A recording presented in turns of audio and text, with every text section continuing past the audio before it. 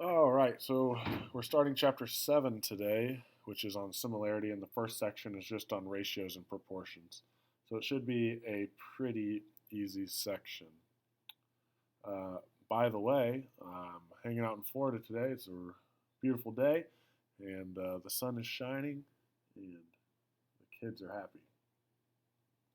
All right, so ratio. In case you don't remember, a ratio is the quotient of two quantities. It's really just a fraction, except sometimes they put it in non-fractional notation sometimes. So it could be 1 to 2 like this, could be 1 to 2 like a fraction, or it could be 1 to 2 using the colon. Either of those is fine. Typically, though, we will focus on the fractional version in class. If you're given a phrase like this to turn it into a fraction, the first number represents the numerator, the second number represents the denominator. So this would be 12 to 17 like that as a fraction. And if that fraction reduces, of course, you would reduce it. When we're talking about units of measurement or other things, if the units are not the same, you need to convert to like units before simplifying. Number one there, they are like, they're both dollars, so it would be 15 to 10. First one would be on top, second on bottom. And then they ask us to put it in simplest form, so you would reduce this. Of course, both of these divisible by 5, which would give us 3 to 2 for a final ratio. On number 2, we notice 4 feet to 24 inches. So you could do this a couple of ways. You could convert feet to inches or inches to feet. On this particular problem, it's probably easiest to turn the inches into a feet because you know that 24 inches is 2 feet. Now, if it weren't like a perfect foot, then you would obviously want to go with this feet to inches. Otherwise, you don't know what 13 inches is in feet probably. So you'd make the foot into inches. So if it's 4 feet to 2 feet, that's 4 to 2. Reduce that, and it's 2 to 1. Now this is the only time where you would want an answer to have a 1 in the denominator, is whenever you're talking about a ratio. So it's 2 to 1. And then this one, 7 meters, I would convert that. 7 meters, you multiply by 100 is 700 centimeters. So that's clearly a ratio of 5 to 7. All right. Just some more examples. This is not difficult stuff. Find the ratio of this rectangle's width to its length. They tell you over here what the width is and what the length is, so its ratio 5 to 7, no reducing needing. On part B, the length to its perimeter. So this time you got to do a little bit of math. Remember, if this is 7, that's 7, and sides opposite in a rectangle are congruent. So this perimeter would be 5 plus 5, which is 10, and 7 plus 7, which is 14. A total perimeter of 24.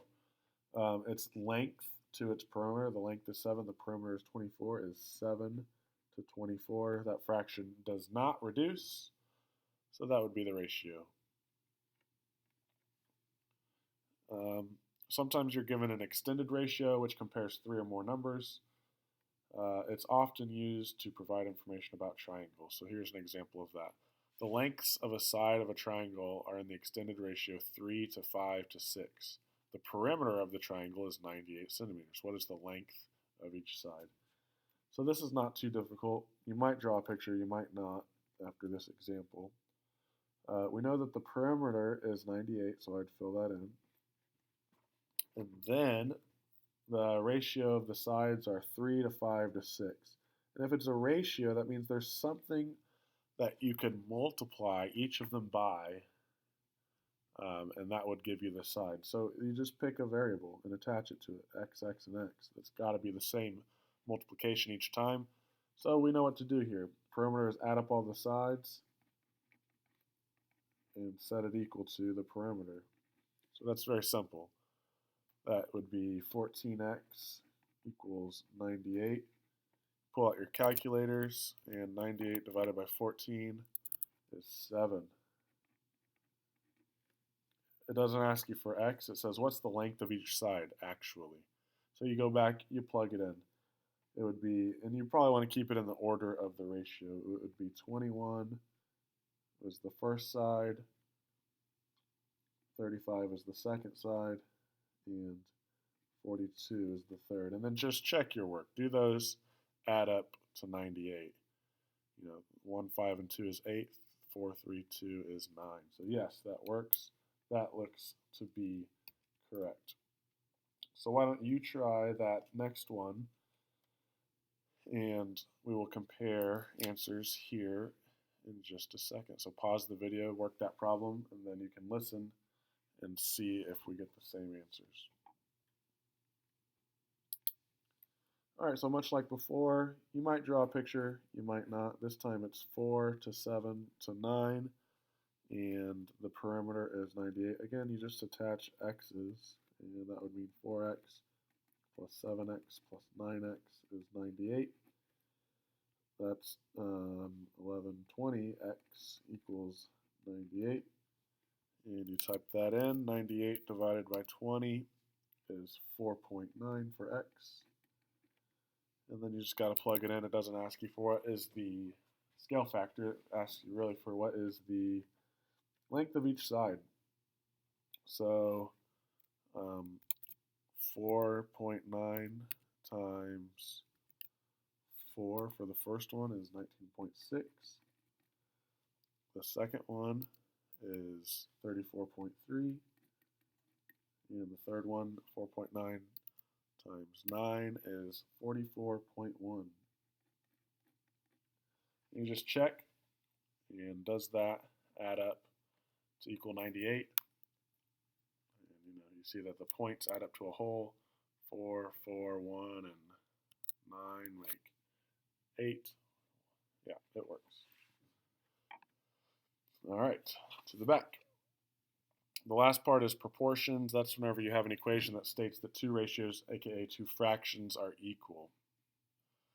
Now they give some fancy names. The first and last numbers in a proportions are called the extremes, 2 and 6.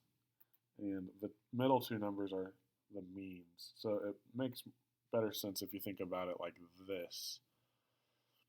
But to solve a proportion with a missing piece, you use what's called cross products, and that multiplies the extremes and the means together. So it's not difficult. To find out the answer to a proportion, you just multiply, cross multiply diagonally. So x and 5 get multiplied together to be 5x, and then that's set equal to the other multiplication, 6 and 4. 6 times 4 is 24. You divide that out, and x would equal either 24 over 5, which doesn't reduce, or 4.8, which makes probably a little bit more sense in this scenario. On the next one, same thing, any proportion, you're going to cross multiply. 9 times y, 9y, equal to the other diagonal multiplication. That one has to be distributed, 3 times y plus 4. So that would be 9y equals 3y plus 12. Subtract 3y, and 6y equals 12, so y would equal 2. So why don't you try 3 and 4. Pause the video here once again, and this time I'll just have the answers pop up. So go ahead and pause it right now and try those on your own. All right, so I cross multiplied 2a equals 126 divided by 2, and you get 62. And this one, cross multiply 15m equals 3m plus 3, subtract 3m, and then divide 12 by 3. So really probably 1/4, maybe 0.25 for an answer. Either one would be okay. You'll just have to check the directions to see if they want it as a fraction or as a decimal. So very simple video. This section's not too difficult. But if you do need any help with anything, watch the videos that are online in My Math Lab, or ask a neighbor. So good luck, and see you later.